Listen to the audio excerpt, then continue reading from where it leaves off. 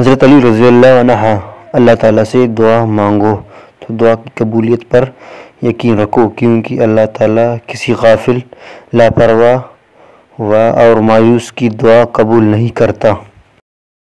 حضرت علی رضی اللہ عنہ جو انسان یہ سمجھتا ہے کہ اللہ جو کرتا ہے وہ ہمارے لیے بہتر ہوتا ہے، وہ انسان کامل کا ایمان رکھتا ہے۔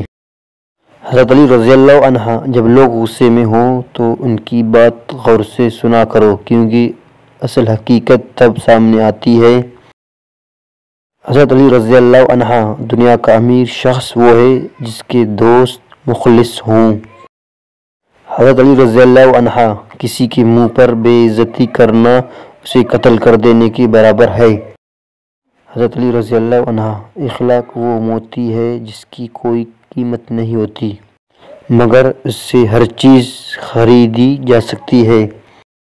حضرت علی رضی اللہ عنہ مدد کرنا ایک مہنگا تحفہ ہے، اس لیے سب سے اس کی توقع نہیں کرنی چاہیے، کیونکہ بہت کم لوگ دل کے امیر ہوتے ہیں۔